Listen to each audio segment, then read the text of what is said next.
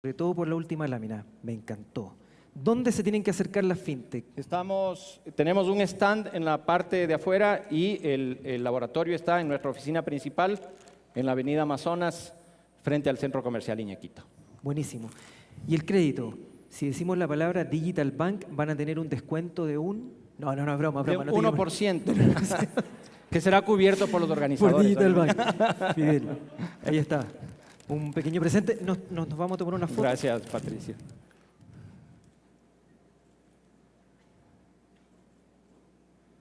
Buenísimo. Gracias. Muchas Te gracias, agradezco. Fidel. Muchas gracias a Banco Solidario.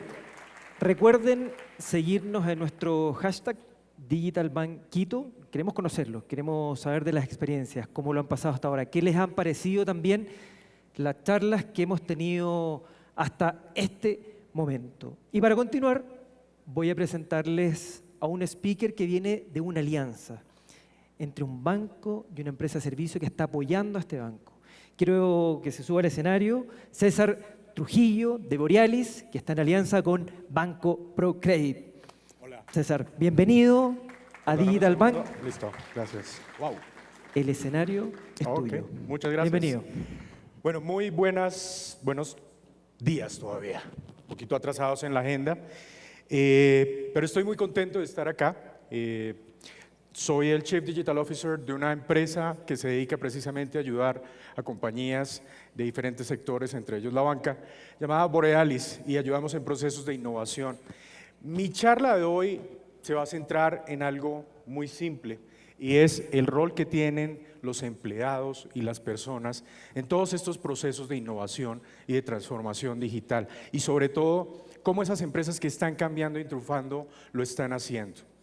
Y durante todo el tiempo, y durante esta charla, y durante otros eventos, seguramente hemos escuchado los mismos temas, los mismos términos: innovación, transformación digital, digital banking, Bitcoin, etc. La verdad, yo debo confesarles algo: yo no vengo puntualmente de la banca, es más, ni siquiera vengo de tecnología. Yo vengo del área de marketing y marketing digital. Si bien estaba en contacto con tecnología desde hace 23 años, he venido escuchando esto una y otra vez, y esto es lo particular. Cada vez que sale un término, todos dicen: tenemos que correr acá porque ahora es Bitcoin, y ahora entonces viene interfaces no táctiles, tenemos que correr allá. Y en realidad, pues esto está muy bien, es muy emocionante, pero plantea nuevos problemas, y lo que me he dado cuenta es que plantea un problema fundamental, y el problema fundamental es que esto es un tsunami, y esto ya llegó. Digital, transformación digital, innovación no es el futuro. No podemos seguir pensando en que es algo que viene y que tenemos que estar allí siempre persiguiendo detrás de la ola, como si fuéramos un hámster en una jaula. Y precisamente esa mentalidad es la que ha hecho que negocios de diferentes verticales, por ejemplo, como el caso de Blockbuster o Páginas Amarillas, o lo que ocurre con las librerías, o inclusive el caso más reciente de Toys R Us, ya no existan, porque estaban detrás, estaban pensando cómo llegamos a donde realmente debían haber llegado hacía mucho tiempo. ¿Cuántos de ustedes hicieron el 10-Year Challenge hace poco? Levanten la mano. ¿Ok? Para los que no saben, el 10-Year Challenge básicamente era un reto que salió en Facebook, donde la gente ponía una foto de hace 10 años y una foto de este momento. Y era muy interesante, porque hay gente que decía: yo no he cambiado durante el tiempo, y les hacían muchos piropos y toda esta cosa. Pero en realidad, el verdadero 10-Year Challenge, dentro de los muchos 10-Year Challenge que hay, es lo que ha ocurrido en términos de los negocios durante los últimos 10 años. Si nosotros vemos qué ocurría en 2008 versus 2018, fíjense cuántas de estas compañías están hoy en día, y cuántas de estas son compañías de base tecnológica. Y todas las escuchamos día a día. Hablamos de Google, de Spotify, de Netflix, de Airbnb, Facebook, Amazon, etc. Pero lo que realmente ha cambiado no es solamente la cantidad de compañías de base tecnológica que hay, sino cómo realmente hemos cambiado ese mindset, esa manera de trabajar, esa manera de hacer negocios. Hemos literalmente pasado de una propuesta de valor que era definida por la industria, en este caso por los actores de la banca, a una propuesta de valor que ha sido definida por las necesidades del mercado y donde no necesariamente están los actores de banca tradicionales. Lo hemos visto hoy, Starbucks, Mercado Libre, etcétera. Hemos pasado a ejecutar no solamente la propuesta de valor actual, es decir, yo como banca me dedico solamente a ser banco y a atender clientes, sino a descubrir cuál es esa siguiente oportunidad de valor para el cliente. Hemos pasado de optimizar al máximo el modelo de negocio existente, haciendo eficiencias de un lado, por aquí, por allá, y buscando cómo mejorar la rentabilidad o al menos no caer en una rentabilidad baja, hacia un momento donde tenemos que evolucionar de una manera muy organizada, muy rápida, antes de tener que hacerlo para no quedarme atrás de mi competencia. Hemos pasado de juzgar ese cambio por la manera que nos está impactando el negocio actual, a entender que el cambio me permite crear el siguiente negocio y la siguiente propuesta de valor. Y que es una trampa que he visto muchas veces en muchas verticales. Hemos pasado de complacernos por el éxito que teníamos en el mercado, por saber que somos o el mejor banco, o la mejor agencia, o el mejor proveedor, o el mejor en una industria, hacia pensar de manera casi paranoica hacia las posibles nuevas propuestas del valor del mercado. Y en el centro de todo esto, la realidad es que hay un factor crucial, y ese factor son las personas. Y digamos que las personas han pasado a ser ese centro importante. En esa nueva normal, digamos, ese usuario, ese cliente, se habla de customer centric, y ese cliente es el que define la estrategia, las necesidades, los productos y los servicios, los medios, la investigación, la tecnología, la usabilidad. Pero ojo, porque la persona siempre está en el centro. Si nosotros ya entendemos eso y comenzamos a partir de ahí hacia atrás a plantear cuál es mi propuesta de valor, puedo tener una opción muy grande de generar un cambio. Ojo, no solamente hablo de personas como los clientes, sino también de nuestros equipos de trabajo. Y esta parte es muy importante. Cuando hablamos de equipos de trabajo, normalmente pensamos que tenemos que tener genios o gente muy diferente, de perfiles, etc. Elon Musk, de hecho, dice, nosotros contratamos a la gente a pesar de que tengan un MBA, no necesariamente porque tengan un MBA. Y esto no significa que tenemos que cambiar del todo el equipo de trabajo que tenemos actualmente, sino que sobre todo debemos cambiar la manera como estamos trabajando con todos estos equipos. Esto suena mucho más fácil decirlo que hacerlo, debo ser consciente, y he visto muchas empresas fallar una y otra vez. Y digamos que de toda esta experiencia, lo que puedo traer son 5 claves que son puntualmente las que creo que pueden ayudar y la que he visto que funciona en muchos startups y también en compañías grandes, más tradicionales, que se han ido transformando con el tiempo. Entonces aquí vamos con las 5 claves. Primer punto es: no dicten una visión, traten más bien de establecer un reto muy grande. Y con esto hay algo muy importante. Yo les digo, cierren los ojos un momento y piensen en un líder innovador del mundo. ¿Listo? ¿Ya más o menos tienen a alguien en mente? ¿Alguien se les vino a la cabeza? ¿Alguien me dice a uno? ¿Un líder? ¿Una persona? El Papa, ok. ¿Alguien más? Jeff Bezos, muy bien. ¿Alguien da más? Steve Jobs, dijeron por ahí. Claramente, digamos que se nos vienen a la mente ciertos referentes de empresas de base tecnológica: Jack Ma, Jeff Bezos, Elon Musk, el difunto Steve Jobs. Pero aquí este es el punto más interesante. Yo no creo que para liderar la innovación de una empresa, para hacer un cambio, para generar una disrupción, uno tenga que ser el siguiente Steve Jobs o adivinar el futuro. Lo que sí tiene que hacer es claramente crear ese tiempo y ese espacio en la compañía para que las personas puedan llevar a cabo ese proceso de innovación. En este punto el liderazgo tiene un rol fundamental y no es el de ser el tirano diciendo: tuve una visión, hoy mientras me estaba duchando tenemos que ir hacia allá. No. En realidad el líder tiene que ser un facilitador de esa innovación, de esos procesos, no de manera autoritaria. Ahora, ¿cómo hacerlo? Acá hay 5 puntos importantes. Uno, primero, estableciendo una expectativa de que esa innovación va a llevarnos a alguna parte muy positiva. Es básicamente lo mismo que hace Amazon cuando genera cosas tan locas como un dron que envía paquetes puerta a puerta. Revisar las suposiciones fundamentales sobre las cuales creemos que corre el negocio, los clientes, los productos y sobre todo entender que necesito líderes que deben estar retando esa visión y que no tengan temor a cuestionar esos supuestos. Cuarto, atreverse a hacer cosas nuevas, realmente locas, intentar cosas que pueden estar lejos de lo que parece normal. Hemos visto casos acá como lo de la vaquiña, hemos visto casos acá donde básicamente con una aplicación puede estar haciendo cosas que eran impensables tan solo hace 4 o 3 años. Y quinto, asignar equipos, recursos y tiempos dedicados a la innovación. Como un ejemplo vale más que 1000 palabras, de hecho tengo un ejemplo muy contundente que es el de Banco Procredit. Acá hay algo muy interesante. Si uno piensa lo que pasa con el Banco Procredit, es un banco que está hace 18 años en Ecuador. Inicialmente tenía un modelo de negocio, digamos, muy tradicional, atendiendo a clientes en segmentos de microempresa. Digamos, había cajas y plataformas con colas muy largas o filas muy largas de personas. Y este era el escenario en 2013. Había más o menos 11.000 transacciones en efectivo por día, de las cuales todas se realizaban en 47 agencias a nivel nacional y aproximadamente el 25% de esas transacciones solamente se hacían en canales automatizados. En 2016, después de una contracción que sufren, deciden hacer un cambio, dicen necesitamos hacer un cambio y un cambio estructural.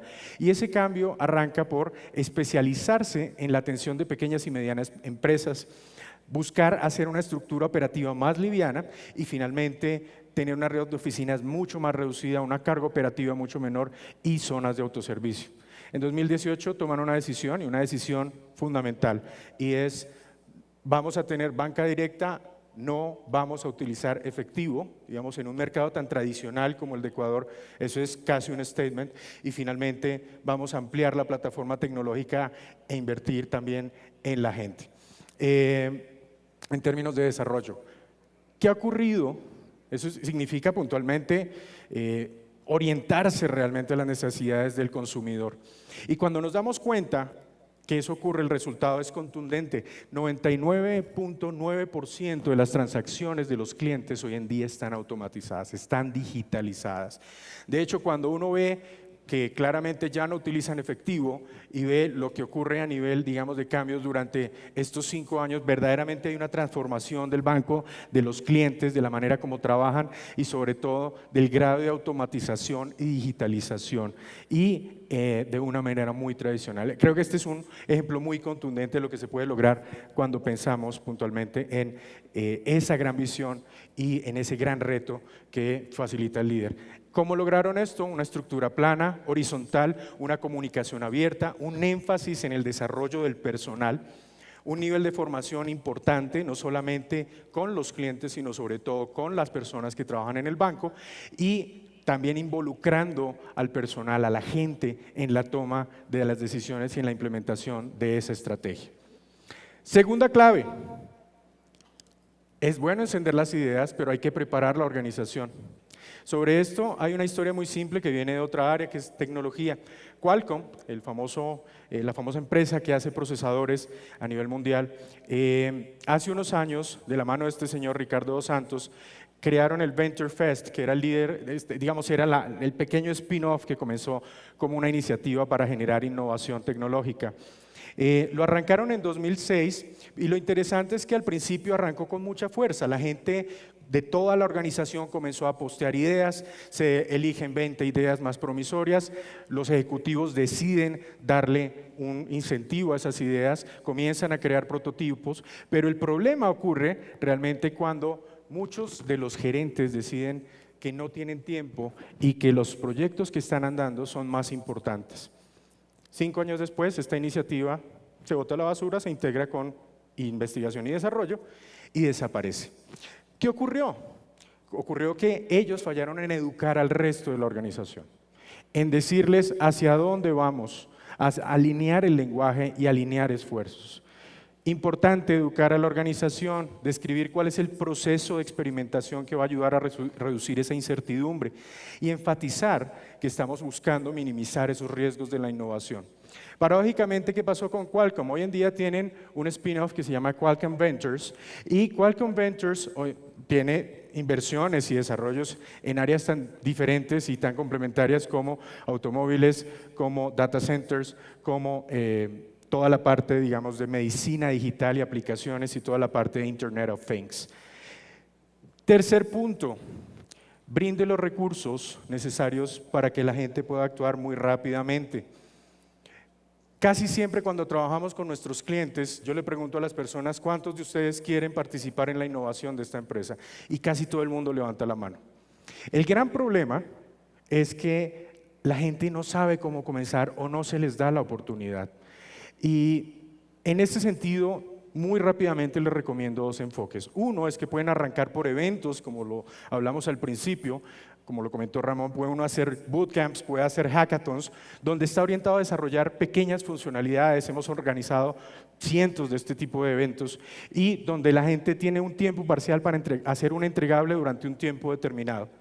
O si ya tenemos un poco más de dinero, un poco más de presupuesto y sobre todo un poco más de tiempo, pues podemos crear un spin-off, laboratorios dedicados o equipos SWATs. Esto no solamente está ocurriendo en empresas de tecnología, esto es como un pequeño startup dentro de las empresas. El gran problema es que muchos de ustedes han escuchado esto, no tengo tiempo. A la hora de hacer innovación, el día a día nos come. Y esto ocurre porque precisamente la manera de lograr eso, de lograr investigar problemas importantes en el campo, concebir y probar estructuras y probar nuevos modelos, experimentar y generar y intentar nuevos modelos de negocio, básicamente es separar los equipos. ¿Y cómo los separo? Simplemente, pues puedo pensar en lo que está haciendo AT&T. AT&T tiene algo que se llama el Foundry, donde construyen las ideas, las están gestionando y este es el centro de innovación donde se está transformando una empresa así de base tecnológica pero tan tradicional como una AT&T. O inclusive en empresas de consumo masivo como Mondelez tienen un Fly Garage o empresas como Intuos tienen también el Intuit Labs.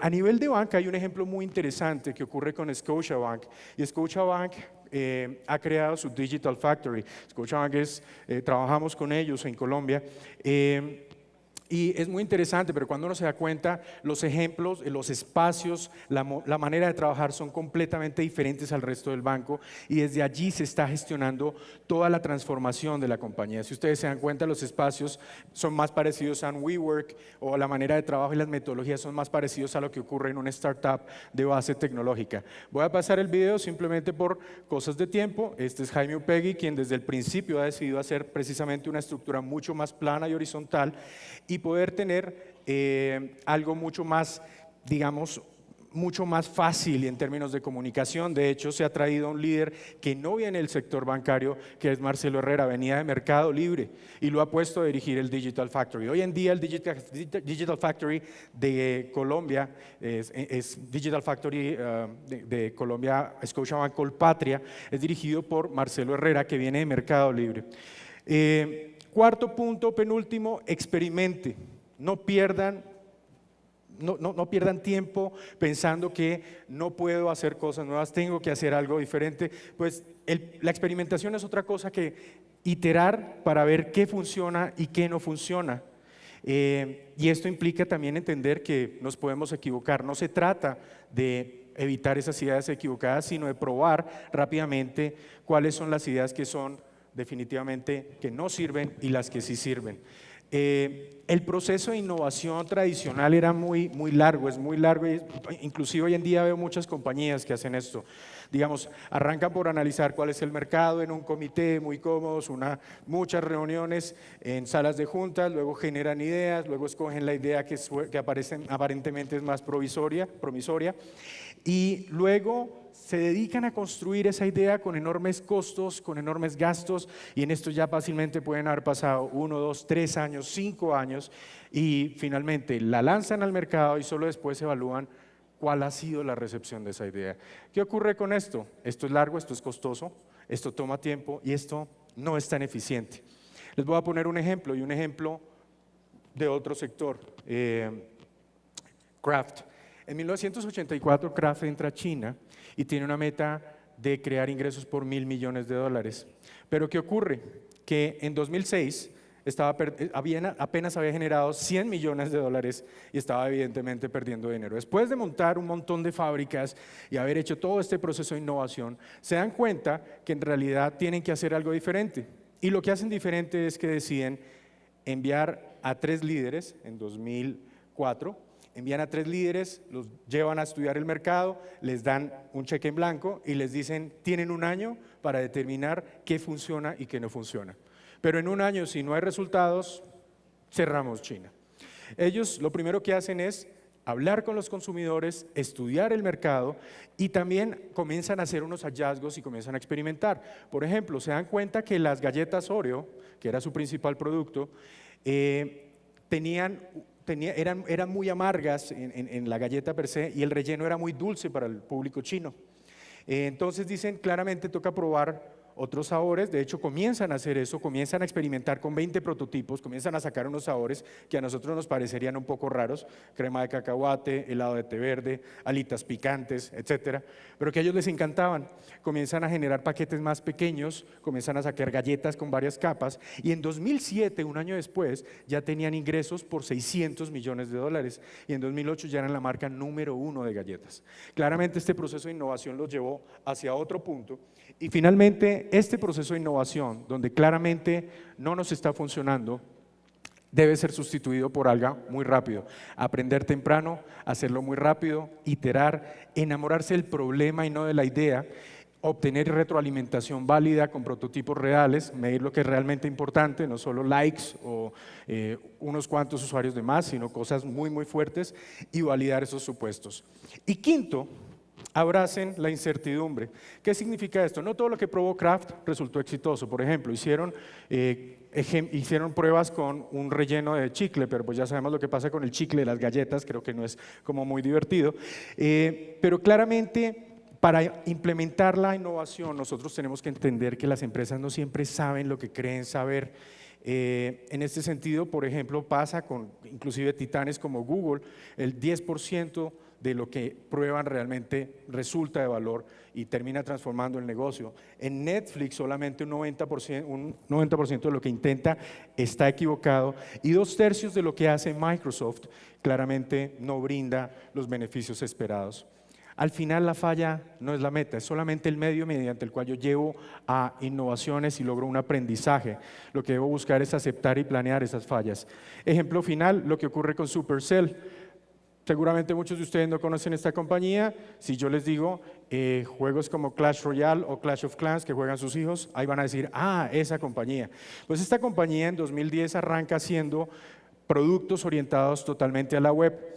Pero en el 2011 se concentran en juegos para dispositivos móviles. Después de un año de un proyecto fallido, dicen, ok, tenemos que hacer algo diferente, se reúnen con el equipo, celebran la falla y dicen, vamos a hacer un nuevo producto. Ese nuevo producto resultó ser Clash of Clans. Clash of Clans facturó, en 3 meses ya era el juego con mayores ingresos en Estados Unidos, facturó $770 millones, más o menos como $2.4 millones al día, y esto les permitió no solo eso, sino entrar a la siguiente ola, generando el Clash Royale, unos $2.000 de ingresos en 2 años, y finalmente en 2016 la compañía es comprada por la gran compañía china de tecnología Tencent por $8.600 millones.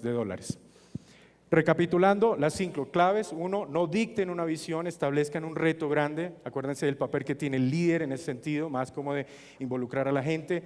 2, encienda las ideas, pero prepare a la organización, comuníquelo de una manera muy efectiva, trate de involucrar la mayor cantidad de gente. 3, brinde los recursos necesarios para actuar rápidamente. Puede hacerlo con 2 modelos, eventos puntuales o finalmente hacerlo con una estructura mucho más organizada y más grande. 4, experimente, no tenga miedo a fallar y entienda que eso es parte del proceso y que lo que usted está necesitando es reducir la incertidumbre. Y 5, abraza la incertidumbre precisamente y entienda que es válida y es necesario. Solo de esa manera realmente podemos tener un buen camino para transformación, siempre de las manos de nuestros empleados y nuestros equipos de trabajo. Muchas gracias, mi nombre es César Trujillo y espero que les haya gustado. Gracias, César. Mantente aquí. Un pequeño regalo Muchas desde gracias. de Asobank Digital Bank. Gracias al ProCredit. Agradecemos muchísimo. Un par de anuncios parroquiales rápidos. Primero, hay coffee break ahorita mismo, así que ya pueden pasar.